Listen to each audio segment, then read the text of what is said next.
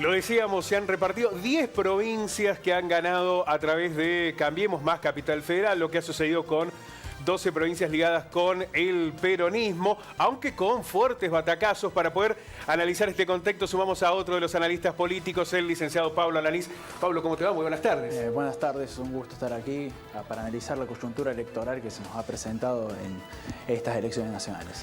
Decíamos, lo hemos analizado también recién, alguna sorpresa fuerte la que se dio en Córdoba, por lo menos en la distancia, aunque se preveía que podía ganar Cambiemos, lo que pasó en San Luis, también en La Pampa, perdió tradicionalmente, además con el gobernador Berna, y ha caído allí el justicialismo en manos de Cambiemos. En el centro del país parece estar el núcleo de poder del macrismo, ¿no? Sí, más o menos esto, a mi criterio, revalida las elecciones que ha hecho en 2015 el macrismo, en donde el único núcleo opositor fuerte ha sido en provincia de Buenos Aires, donde hay, a mi criterio, un desastre de la Junta Nacional Electoral, no contabilizar el 5% de urnas que falta, que por las tendencias que se venía dando. Es muchísimo un 5%, es muchísimo. Quedarse en un 95% es extraño, ¿no? Es bastante, y es más el desastre, a mi criterio, de que las tendencias y las mesas que se estaban por escrutar eran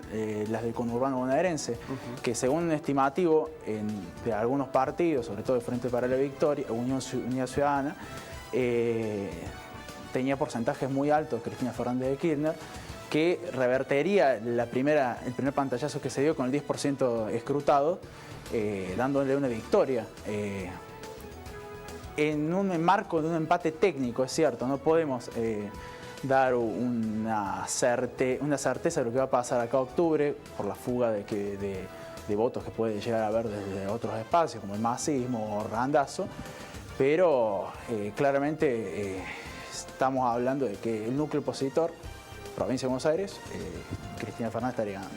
Pablo, más allá de cualquier análisis o especulación que se pueda hacer a esta hora, lo cierto es que aún en octubre, ratificándose lo que ha sucedido el domingo, ni el macrismo va a tener una mayoría en diputados o en senadores, ni la oposición parece tener la solidez como para rebatir. Va a ser un contexto no tan distinto al que tenemos hoy, ¿no? Sí, en las cámaras legislativas se va a dar, no va a haber mayorías grandes, por lo que va a haber una necesidad de ejercer algunos ciertos acuerdos entre los diferentes bloques que puede beneficiar al macrismo en el sentido de que teniendo una cintura política relevante podría generar acuerdos grandes.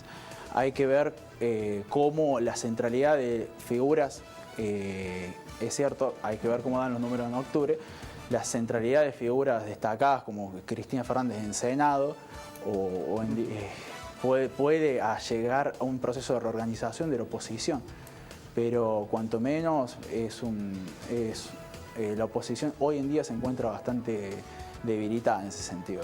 Y después de octubre se vienen análisis muy fuertes para lo legislativo, porque se habla de una reforma previsional, de una reforma tributaria, de una reforma laboral. El macrismo ha planteado como alternativas precisamente estas opciones.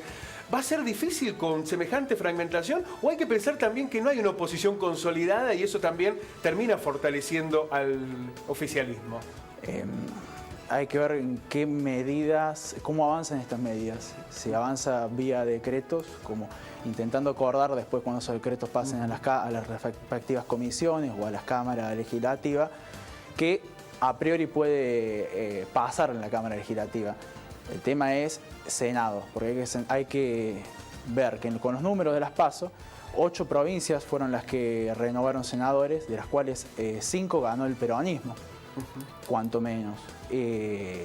Por lo que el macrismo no tendría mayoría en el Senado, por lo que lo obligaría a acordar. No ha sido una dificultad a lo largo de estos 2 años esto para el macrismo, porque ha podido, y esto lo ha mencionado en su eje de campaña Yarlora, utilizar la coparticipación y discreción para tener No le como un echó casi todo. latiguillo. Lo hizo el kirchnerismo en su momento. Lo hacen los gobernadores también, lo hacen los intendentes, a veces que le dan más a una vecinal a otra. Siempre. Ese tiene que ver con la lógica como se ha construido el manejo de los recursos en la Argentina. Del 83 para acá y con la ley de coparticipación federal, no habiéndose discutido, sí. El tema es que es un punto suspensivo a mi criterio cómo se puede dar el marco de alianzas en el Senado. ¿Qué va a pasar con el peronismo? ¿Cómo queda el peronismo? Porque uno piensa, bueno, se ha consolidado Uñaque en San Juan, o Mansur en Tucumán, o Corpache en Catamarca, o Urtubey, que en algún momento se nombró como un presidenciable en Salta. Pero lo que ha pasado con los Rodríguez A y con Schiaretti en Córdoba referencia de alguna manera un peronismo que se debe estar, o en Entre Ríos mismo, un peronismo que se está replanteando muchas cosas, ¿no? Sí, el peronismo tiene que ejercer autocrítica si quiere volver a ser gobierno en el 2019 o si quiere generar una oposición seria en ese aspecto. ¿Por qué? Si ves los números a nivel nacional, ves que Cambiemos presentó lista en las 24 distritos del país, en donde concentró el 34-35% de los votos, y Unidad Ciudadana en segundo lugar el 20%, y el peronismo no aliado a Unidad Ciudadana concentró el 17%. Por lo que si se pudiera generar marcos de acuerdo entre la segunda y tercera fuerza, tranquilamente se podría hablar de un escenario disputado para las presidenciales en 2019. Hay que ver cómo se reorganiza el peronismo con sus contradicciones y una enorme discusión, sobre todo acá en Córdoba, en donde los números son claros. Cambiemos afianzó mucho la base electoral que tenía en 2015, con un error claro de Unión por Córdoba a la hora de su estrategia comunicacional. Y bueno, esta no diferenciación que ha logrado hacer, que ha sido durante el primer año de gobierno de Schiaretti, con el gobierno nacional que le pasó factura. Pablo, ¿a dónde crees que pueden llegar a migrar los votos de los partidos minoritarios en esta polarización que se ve a primera vista? ¿En Córdoba o a nivel nacional? En Córdoba o a nivel provincia. ¿En qué distrito específicamente? Bueno, a nivel nacional es una lectura, Sí, es otra. Anímate a hacer las dos, a ver. En Córdoba creo que quedan 7 listas de las 14 que se presentaron. Para mí la sorpresa ha sido en lo personal. Unidad Ciudadana ha dado una sorpresa muy grande en base a las condiciones materiales y a la reconstrucción de... Sí, porque mantuvo los votos de Acastelo, Carro, que era siendo casi un desconocido para los cordobeses. Sí.